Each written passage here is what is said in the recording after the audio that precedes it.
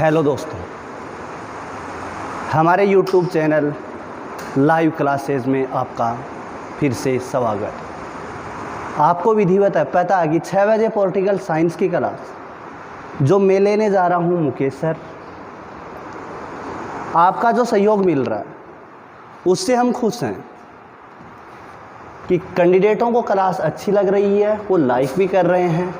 और मैं आपसे आशा करता हूँ कि अपने जितने भी नज़दीकी दोस्त हैं उन तक क्लास पहुँचाई जाए और जिस प्रकार आप सहयोग कर रहे हैं उस प्रकार सहयोग किया जाए। हमने पॉलिटिकल साइंस यानी भारतीय राज्य व्यवस्था में पहला चैप्टर स्टार्ट कर रखा। क्या स्टार्ट किया था? भारतीय संविधान निर्माण।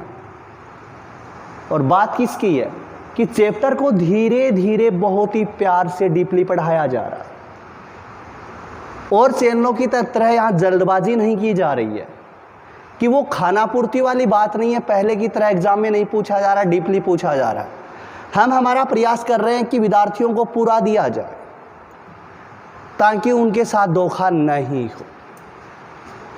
और हमारी टीम का यही कर्तव्य बनता है, न कोई दिखावा है न कोई कुछ है, सिर्फ क्या है आप तक मैटर पहुंचाया जाए। ज़्यादा बात को आगे नहीं बढ़ाते हुए मैं मेरे चैप्टर पे जा रहा हूँ। पढ़ा क्या रहा था? भारतीय संविधान की अनुसूचियाँ पढ़ा रहा था। और भारतीय संविधान की अनुसूचियों में हम अनुसूची 10 तक तो पढ़ चुके हैं। कल मैंने एक प्रश्न बताया था और आपको शायद बोर्ड पे दिखाई दे रहा है। मैंने प्रश्न क्या लिखा है? प्रश्न लिखा है, मंत्रिमंडल की अधिकतम सदस्य संख्या हो सकती है। प्रश्न क्या है? मंत्रिमंडल की अधिकतम सदस्य संख्या हो सकती है। इसके बाद में ऑप्शन लिखे हैं, संसद की 15%, बाद में लिखा राज्यसभा की 15%। इसके बाद में तीसरा लिख रहा हूं,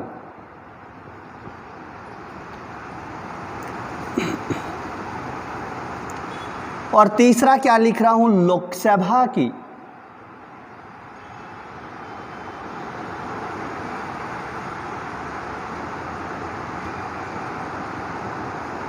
15%।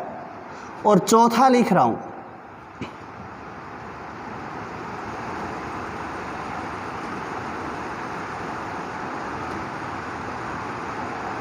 लोक सदन की 15%। 4 ऑप्शन लिखे हैं। यदि भारत में क्या बनाया जाए? मंत्रिमंडल बनाया जाए तो उसकी अधिकतम सदस्य संख्या कितनी होगी भारत में? मैंने प्रश्न तो ये पूछा है। इसके बाद में ऑप्शन दिए हैं। पहला तो लिखा है कि संसद की 15% होनी चाहिए, राज्यसभा की 15% होनी चाहिए, लोकसभा की 15% होनी चाहिए, या लोक सदन की 15% होनी चाहिए। कितनी होगी मैं आपसे पूछ रहा हूं। कल अच्छी तरह क्लियर कर चुका था। तो मेरे भाई एक चीज याद रखनी है, कल भी क्लास में क्लियर कर दिया था, आज बता रहा हूं। भारत में मंत्रिमंडल की सदस्य संख्या निश्चित नहीं है, कितनी भी हो सकती है। किसकी निश्चित है?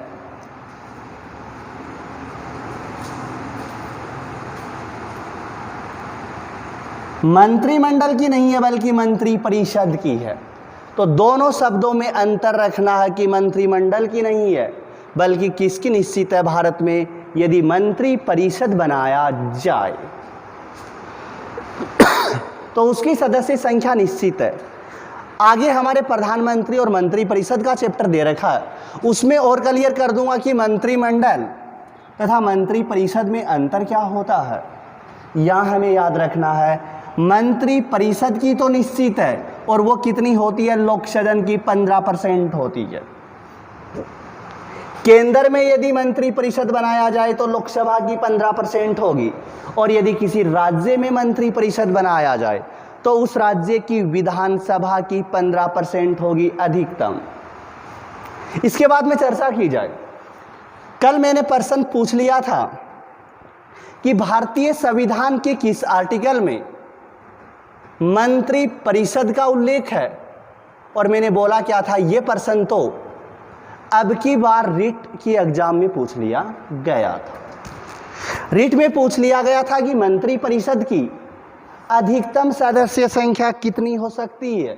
ये तो नहीं पूछा गया, लेकिन पूछा क्या गया कि मंत्री परिषद का उल्लेख भारतीय संविधान के किस अनुच्छेद में है। बोल क्या रहा हूं, अब की बार जो रिट की एग्जाम हुई थी उसमें पूछा गया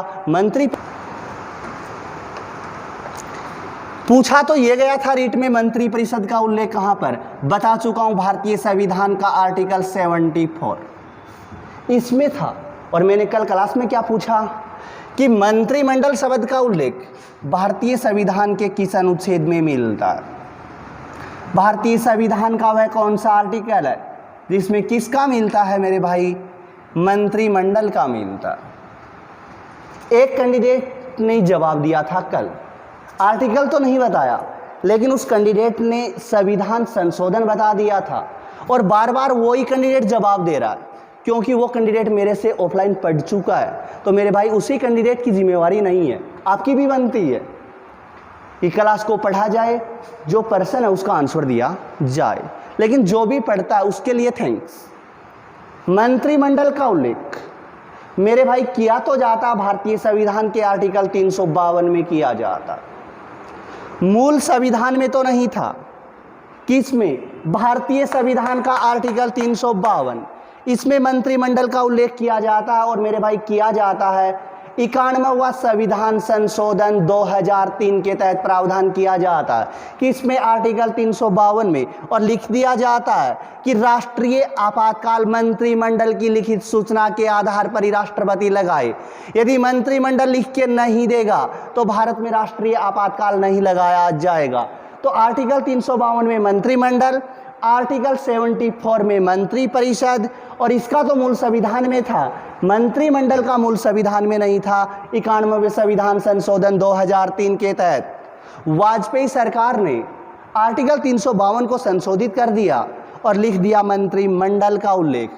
इसके बाद में चर्चा की जाए भारतीय संविधान की अगली अनुसूची, कितनी पढ़ा चुका हूं, 10 तो पढ़ा चुका हूं। इसके बाद में चर्चा की जाए, अगली अनुसूची आती है भारतीय संविधान की अनुसूची 11 आती है। यदि चर्चा की जाए भारतीय संविधान की अनुसूची 11 की, यदि चर्चा की जाए भारतीय संविधान की अनुसूची कौन सी, 11 की, तो हम 3 चीज पढ़ रहे हैं कि संविधान संशोधन के तहत तो जोड़ी जाती है, उल्लेख किसका किया जाता है और किसने जोड़ी थी। तो बात की जाए भारतीय संविधान की अनुसूची 11 की, तो मेरे भाई 73वां संविधान संशोधन भारतीय संविधान में किया जाता है। 73वां संविधान संशोधन और किया जाता है मेरे भाई 1992 में किया जाता है। यानी 73वें संविधान संशोधन 1992 के तहत भारतीय संविधान में 11वीं अनुसूची को जोड़ा जाता है। जब भारत का प्रधानमंत्री पीवी नरसिम्हा राव था, और पीवी नरसिम्हा राव ने भारतीय संविधान में किया था कौन सा, 73वां संविधान संशोधन किया था 1992 में, और भारतीय संविधान में जोड़ दी 11वीं अनुसूची। इसके बाद में चर्चा की जाए कि भारतीय संविधान की अनुसूची 11 में प्रावधान किसका किया गया, तो मेरे भाई किया जाता है किसका,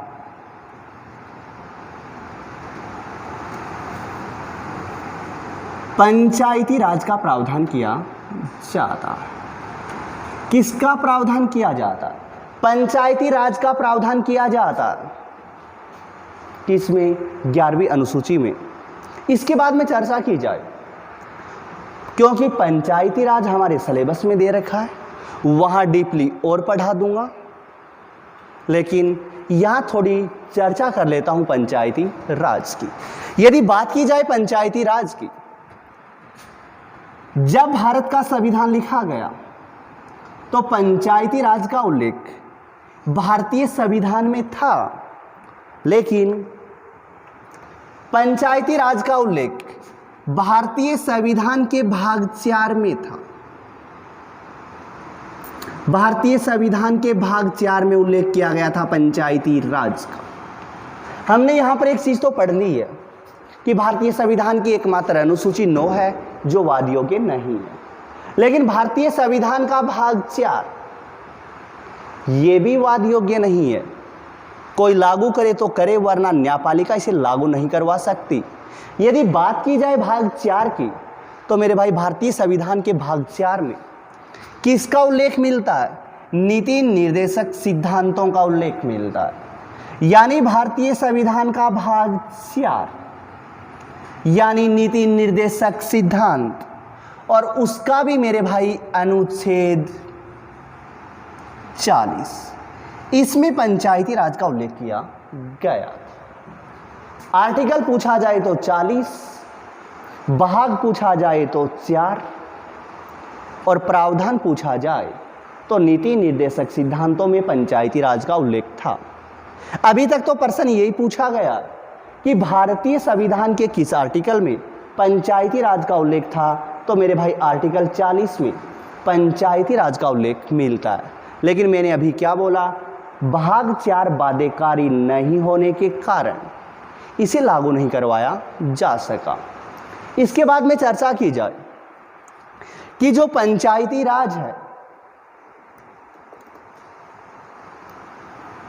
इसकी अवधारणा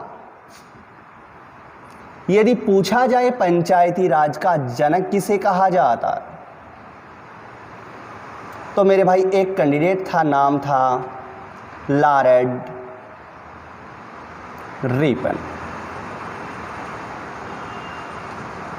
लॉर्ड रिपन को भारत में पंचायती राज का जनक कहा जाता है, क्योंकि लॉर्ड रिपन ने सर्वप्रथम भारत के लिए ब्रिटिश संसद में स्थानीय स्वशासन अधिनियम पारित करवाया था। तो लॉर्ड रिपन को भारत में पंचायती राज का जनक कहा जाता है। इसके बाद में महात्मा गांधी ने अपनी पुस्तक my picture of free India, क्या बोल रहा हूं, महात्मा गांधी ने अपनी पुस्तक my picture of free India में ग्राम स्वराज की अवधारणा दी थी। किसकी दी थी? ग्राम स्वराज की अवधारणा दी थी। इस कारण महात्मा गांधी को भारत में पंचायती राज का दार्शनिक जनक भी कहा जाता है। मेरे भाई इनडायरेक्ट पर्सन बन गया यहां से कि नीति निर्देशक सिद्धांतों का जनक महात्मा गांधी को कहा जाता है, पंचायती राज का दार्शनिक जनक महात्मा गांधी को कहा जाता है, तथा इससे प्रभावित होकर ही भारतीय संविधान के भाग 4 में नीति निर्देशक सिद्धांत जोड़े गए, और भाग 4 का भी दार्शनिक जनक महात्मा गांधी को कहा जाता है। तो गांधी को ग्राम स्वराज की अवधारणा, और इसी कारण उससे प्रभावित होकर ही भारतीय संविधान में पंचायती राज का उल्लेख किया जाता है। बाध्यकारी नहीं होने के कारण सबसे पहले पंचायती राज को संवैधानिक दर्जा दिलाने का प्रयास इस कैंडिडेट ने किया था, नाम था राजीव गांधी, कि पंचायती राज को संवैधानिक दर्जा दिलाने का प्रयास राजीव गांधी सरकार द्वारा किया जाता है, और भारतीय संसद में रखा जाता है 64वां संविधान संशोधन विधेयक रखा जाता है। लेकिन मेरे भाई राजीव गांधी को पूर्ण बहुमत मिला था। आज तक जितने भी प्रधानमंत्री बने सबसे ज्यादा बहुमत राजीव के पास ही था, लेकिन लोकसभा ने इसे पारित कर दिया और राज्यसभा में ये 2 वोटों से गिर जाता है। तो राजीव गांधी का पंचायती राज अधिनियम यानी 64वां संविधान संशोधन विधेयक राज्यसभा में 2 मतों से गिर जाने के कारण इसे संवैधानिक दर्जा नहीं दिया जा सका।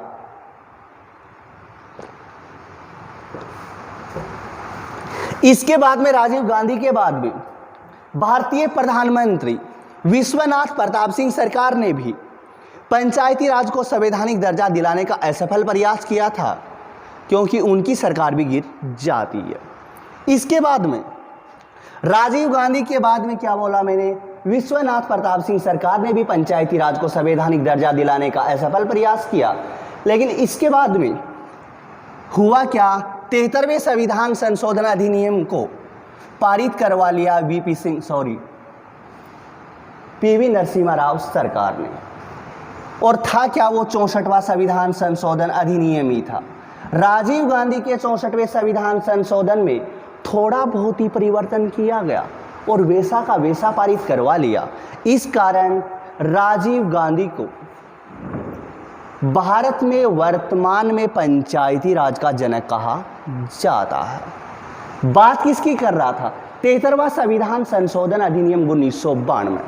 इसके तहत भारतीय संविधान में कुछ प्रावधान किए जाते हैं। पंचायती राज को तो संवैधानिक दर्जा दिया जाता है और 11वीं अनुसूची जोड़ी जाती है।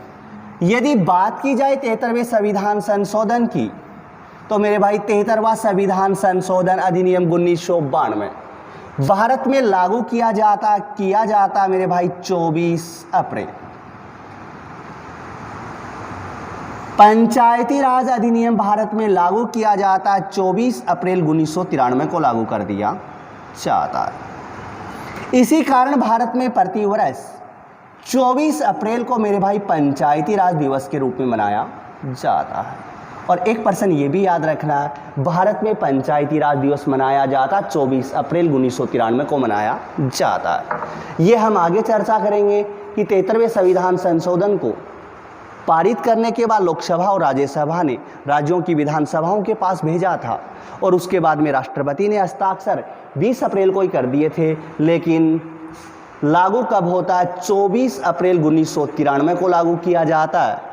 इसके बाद में राजस्थान वाला पंचायती राज अधिनियम कब लागू किया जाता है, ये चर्चा भी हम आगे करेंगे। तो 73वें संविधान संशोधन अधिनियम के तहत 11वीं अनुसूची जोड़ी जाती है तथा भारतीय संविधान में भाग जोड़ा जाता मेरे भाई 9 जोड़ा जाता है। यानी 73वें संविधान संशोधन अधिनियम के तहत 11वीं अनुसूची, भाग 9, और यदि अनुच्छेद पूछे जाएं तो भारतीय संविधान के अनुच्छेद 243 में संशोधन किया जाता है और 243 ए से लेकर ओ तक जोड़े जाते हैं।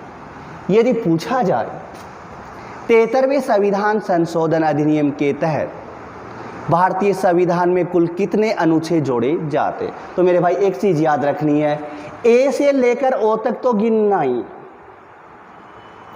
और इनमें गिनने के बाद में 243 भी जोड़ना है, क्योंकि 243 खुद भी शामिल है। इसमें पंचायती राज की परिभाषा दी गई है। इसके बाद में चर्चा की जाए, भारतीय संविधान की अनुसूची 11 में पंचायती राज को कानून बनाने के लिए कुल विषय प्रदान किए जाते हैं, 29 विषय प्रदान किए जाते हैं। तो 1% ये भी याद रखना है कि पंचायती राज को कानून बनाने के लिए कुल कितने विषय दिए गए हैं, तो 29 विषय प्रदान किए जाते हैं। मेरी ओर से अनुसूची 11 कंप्लीट है। इसके बाद में पढ़ा रहा हूं भारतीय संविधान की अनुसूची 12। यदि बात की जाए भारतीय संविधान की अनुसूची 12 की, तो भारतीय संविधान की अनुसूची 12 भारतीय संविधान की अनुसूची 12 मेरे भाई जोड़ी जाती है 74वां संविधान संशोधन 1992 के तहत जोड़ा जाता है। 74वें संविधान संशोधन अधिनियम 1992 के तहत तो 12वीं अनुसूची को जोड़ा जाता, जिसमें उल्लेख किया जाता नगर प्रशासन का उल्लेख किया जाता है। और बात की जाए भारतीय संविधान की अनुसूची 12 और भारतीय संविधान का भाग 9 कै जोड़ा जाता है, जिसके तहत यदि अनुच्छेदों की चर्चा की जाए तो भारतीय संविधान का आर्टिकल 243 पी से लेकर ZT तक जोड़े जाते हैं तथा 74वां संविधान संशोधन भारत में 1 जून 1993 को लागू कर दिया जाता है। और नगर प्रशासन को कानून बनाने के लिए कुल विषय प्रदान किए जाते हैं। मेरे भाई विषयों की संख्या होती है 18 विषय प्रदान किए जाते हैं। 2% बताएं, पंचायती राज को तो कितने 29 किए जाते हैं, नगर प्रशासन को कितने किए जाते हैं, 18 विषय प्रदान किए जाते हैं। मेरी ओर से भारतीय संविधान की अनुसूची 12 भी कंप्लीट है। इसके बाद में चर्चा की जाए, थोड़ा मैटर और बचा है हमारे पहले चैप्टर में, और मेरे भाई ये प्रश्न रिट में भी नहीं पूछा जाए, पटवार में भी नहीं आए, लेकिन दिल्ली पुलिस और राजस्थान पुलिस वालों को याद रखने, दो ही एग्जामों में बता रहा हूँ, दिल्ली पुलिस और राजस्थान पुलिस वालों को दोनों को याद रखने बहुत ही इम्पोर्टेंट है। लेकिन एग्जाम का मेरे भाई कोई भरोसा नहीं, पूछ भी लिया जाए, क्योंकि पिछली बार किसकी बात कर रहा हूँ, पॉलिटिकल साइंस स्कूल व्याख्याता की, उसमें ऐसा पेपर पूछा गया, ऐसा पेपर कि शायद मैंने आज तक राजस्थान पुलिस में नहीं देखा। तभी मेरिट 334 गई थी, और अब की बार खाल निकाल के रख दी, पता ही नहीं है कहाँ से आया था। तो भरोसा नहीं है, मैं बोल रहा हूँ पटवार में नहीं आए, रिट में नहीं आए, और पूछ लिया जाए तो वो कोई गारंटी नहीं होती है। बात किसकी कर रहा हूँ, बीच में हमने एक चैप्टर छोड़ रखा है कि भारतीय संविधान सभा की समितियां बनाई जाती हैं।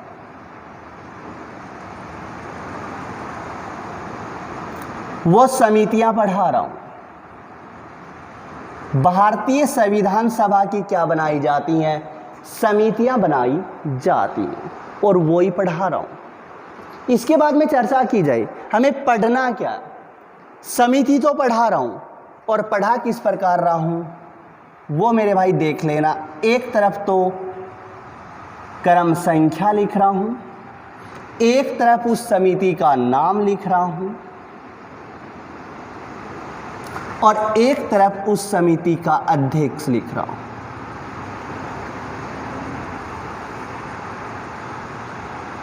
और इस प्रकार ही याद करनी है। मेरा काम यहाँ विद्वान बनाने का नहीं, मेरा काम सिर्फ यहाँ पर एग्जाम फाइट करवाने का है। और वो एग्जाम फाइट किस प्रकार की जाए, यदि समितियां पूछी जाए भारतीय संविधान सभा की, तो मेरे भाई एक नंबर पे लिखी जाए, और नाम लिख रहा हूं समिति का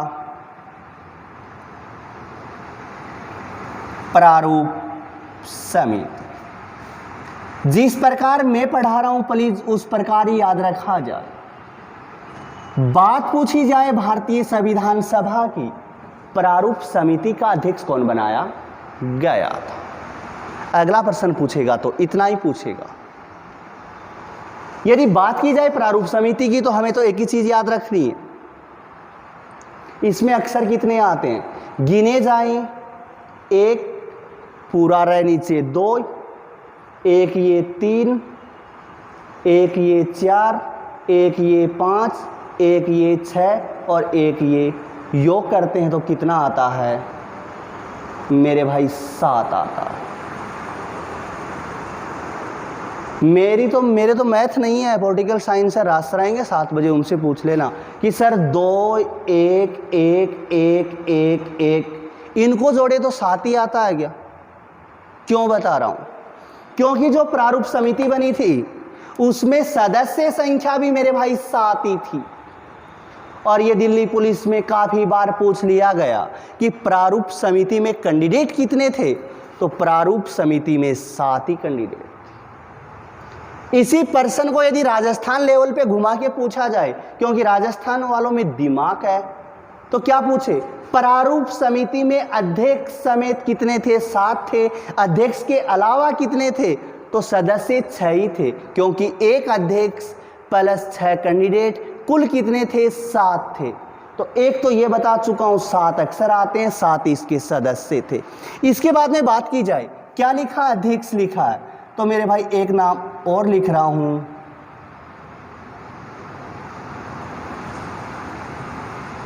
क्या लिखा, बी अम्बेडकर लिखा, यानी डॉक्टर भीमराव अंबेडकर को अध्यक्ष बनाया जाता है। बात की जाए अक्षर गिने जाए तो इसमें भी मेरे भाई 1 2 3 4 5 6 7, इसमें भी मेरे भाई अक्षर 7 ही आते हैं। बी अम्बेडकर में भी 7 ही आते हैं, यानी डॉक्टर भीमराव अंबेडकर को प्रारूप समिति का अध्यक्ष बनाया जाता है।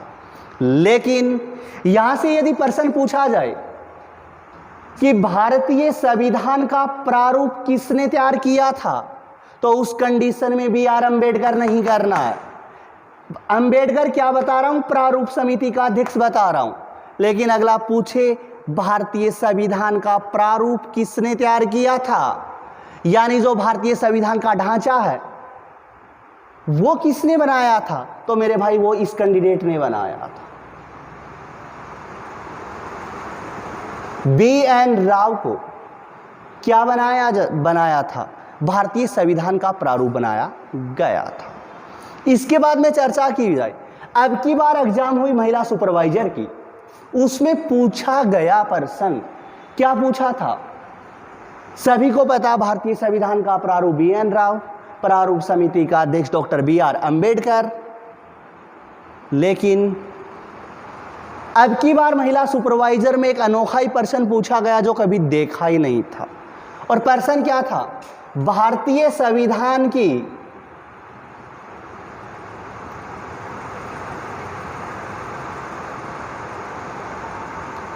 मूल प्रतिलिपि किसने लिखी थी? किसमें बोल रहा हूं? अब की बार महिला सुपरवाइजर में पूछा गया भारतीय संविधान की मूल प्रतिलिपि किसने लिखी थी? तो मेरे भाई उसका ऑप्शन 3 नंबर सही था, नारायण बिहारी रायजादा। क्या बोल रहा हूं? इस कैंडिडेट ने लिखी थी, नारायण बिहारी रायजादा। इस कैंडिडेट ने क्या लिखा था? भारतीय संविधान की मूल प्रतिलिपि लिखी थी, जो हिंदी भाषा में भी है और अंग्रेजी भाषा में भी है, यानी हाथ से लिखी जाती है और हीलियम गैस से भरे किसी पात्र में हमारी संसदीय भवन में लिखी हुई है। इसके बाद में इन्होंने लिख तो दी, लेकिन इससे पूछा क्या गया कि आपको करना क्या है? तो इन्होंने कहा जी कुछ नहीं है, मैंने लिख दिया। इसके बाद में 2 प्रश्न बता रहा हूं, उत्तर नहीं बता रहा, कमेंट बॉक्स में जाके आपको ही बताने। ये तो महिला सुपरवाइजर में पूछ लिया गया। इसके बाद में यदि यहीं से 2 प्रश्न बनाए जाए तो भारतीय संविधान पे पूरे पर ये मिलती है। मेरे भाई मुझे हिंदी इतनी शुद्ध नहीं आती है, क्योंकि तो आप इन मात्राओं पे ना जाए। क्या बोल रहा हूं? चित्रकारी बोल रहा हूं कि भारतीय संविधान पर पूरे पर चित्रकारी की गई है। क्या बोल रहा हूं? बता नहीं रहा, सिर्फ आपसे पूछ रहा हूं कि यदि एग्जाम में पूछ लिया जाए तो आपके भी होश में रहेंगे। और ये गारंटी लेता हूं इसका आंसर यदि आप बता देते हैं अच्छा है।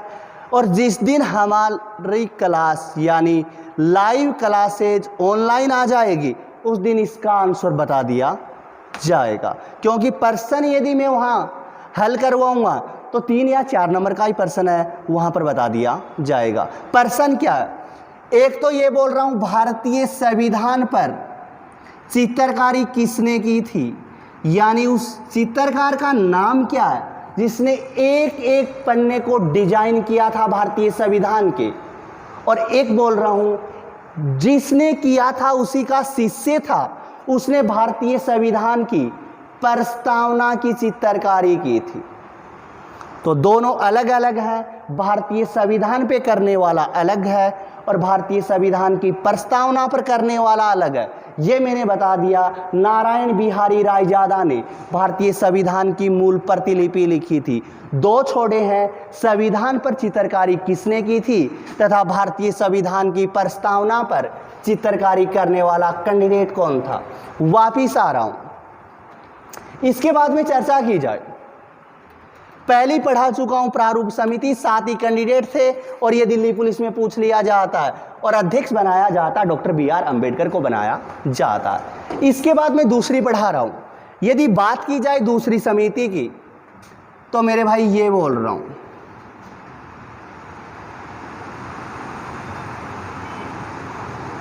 संवैधानिक सलाहकार समिति।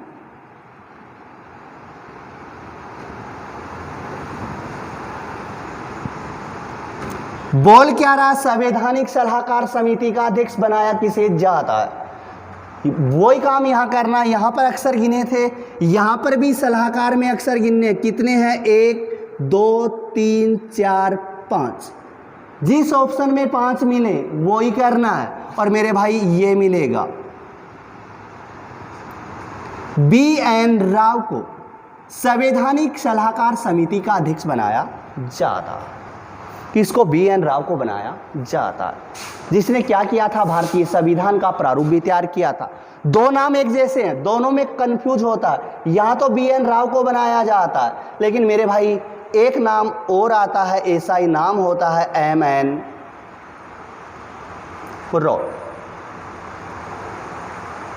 एम एन रॉय, ये क्या है? बी एन राव है। ये क्या है? M N Roy. इसमें अक्षर कितने हैं? 1 2 3 4 5। इसमें कितने हैं? 2 2 4, 2 6 1 7, हो गए 7। और ये क्या लिख रहा हूं? संविधान सभा लिख रहा हूं। कितने हैं? 2 2 4 2 6 1, ये है। कितने हो गए? 7 हो गए। इसमें 7 है, इसमें 7 है। एम एन रॉय ने तो जब पहली मेरी क्लास हुई थी उसमें ये लिखा था, एम एन रॉय ने तो क्या किया था? 1934 में सर्वप्रथम भारत में संविधान सभा की मांग की थी। लेकिन बी एन राव क्या था? संवैधानिक सलाहकार समिति का अध्यक्ष बनाया जाता है। एक प्रश्न और बता देता हूं मेरे भाई, अभी तक रीट पुलिस इनमें तो नहीं पूछा गया। पिछली बार सेकंड ग्रेड में पूछ लिया गया और पिछली बार ही RS प्री में पूछ लिया गया। प्रश्न क्या था?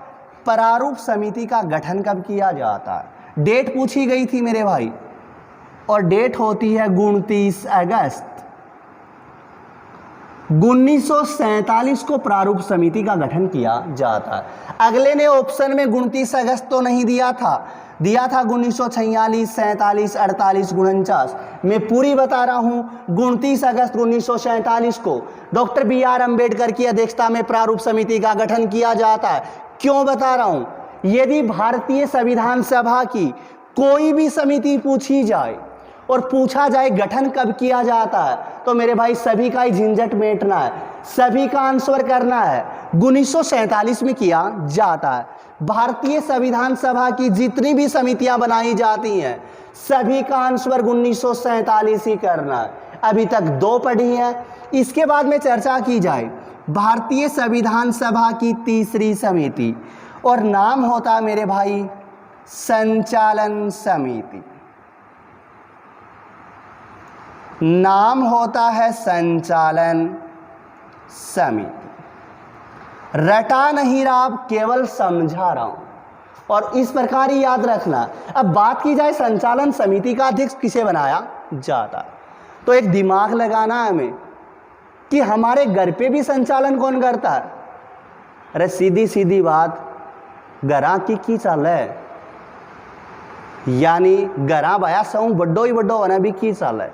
दादो है तो दादा की चाल है, और वो नहीं है तो बाप की चाल है, और वो भी नहीं है बाई चांस तो बडोड़िया बाया की चाल है।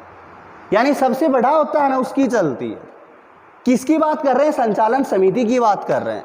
और बात की जाए इस समय भारत में सबसे बड़ा, और वो संविधान सभा का अध्यक्ष ही था, क्योंकि अध्यक्ष की चलती है। और बात की जाए तो भारत में राष्ट्रपति था। तो संचालन समिति का अध्यक्ष बनाया जाता मेरे भाई डॉक्टर राजेंद्र प्रसाद को बनाया जाता। संचालन समिति बनी थी, उसका अध्यक्ष डॉक्टर राजेंद्र प्रसाद को बनाया जाता है। और यह संचालन समिति वर्तमान में भी है भारत में, और वर्तमान में संचालन समिति का अध्यक्ष हमेशा लोकसभा का अध्यक्ष होता है। उस समय तो था कौन? डॉक्टर राजेंद्र प्रसाद था। और वर्तमान में जो संचालन समिति बनती है उसका अध्यक्ष हमेशा लोकसभा का अध्यक्ष बनाया जाता है।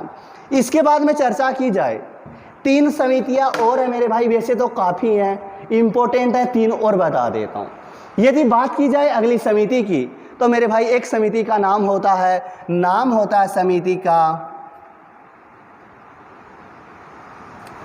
झंडा समिति। यदि बात की जाए झंडा समिति की, तो मेरे भाई इसमें पहला शब्द जे का उच्चारण हो रहा है, और ऑप्शन में जे नहीं मिलेगा तो मेरे भाई करना है JB कृपलानी को झंडा समिति का अध्यक्ष बनाया जाता है। और दिल्ली पुलिस वाले, राजस्थान पुलिस वाले ये भी याद रखें, भारत की स्वतंत्रता के समय भारतीय राष्ट्रीय कांग्रेस का जो अधिवेशन हुआ था उसका अध्यक्ष भी JB कृपलानी को ही बनाया जाता है। इसके बाद में चर्चा की जाए अगली समिति पढ़ा रहा हूं, नाम होता मेरे भाई प्रांतीय समिति। समिति का नाम होता प्रांतीय समिति। रटना नहीं है, याद ही करना है कि आज़ादी से पहले भारत कई प्रांतों में था, और उसका एकीकरण किसने किया था? जिस कैंडिडेट ने प्रांतों का एकीकरण किया था उसी कैंडिडेट को भारत में प्रांतीय समिति का अध्यक्ष बनाया जाता है, और उस कैंडिडेट का नाम था पंडित जवाहरलाल नेहरू को भारत में प्रांतीय समिति का अध्यक्ष बनाया जाता है, क्योंकि पंडित जवाहरलाल नेहरू ने भारत में प्रांतों का एकीकरण किया था। मेरे भाई, मेरी ओर से भारतीय संविधान निर्माण यानी पहला चैप्टर कंप्लीट है। इसके ऑब्जेक्टिव जब लाइव आऊँगा क्लास लेकर तब हल करवा दिए जाएंगे, तब तक आपका सहयोग चाहिए। यदि आपको ऑब्जेक्टिव चाहिए, आपको यदि प्रैक्टिस सेट चाहिए, आपको पर्सन चाहिए, तो मेरे भाई साथ तो देना पड़ेगा ही ना। जब तक लाइव नहीं आऊँगा नहीं करवाए जाएंगे, जब लाइव आ जाऊँगा तब एक एक पर्सन हल करवा दिया जाएगा। मेरा पहला चैप्टर कंप्लीट है। आगामी हमारी कल मुलाकात होगी तो राज्य व्यवस्था के एक नए चैप्टर के साथ शुरुआत करूँगा। मैं political Mukesh sir, best of luck कल के लिए। थैंक यू मेरे भाई।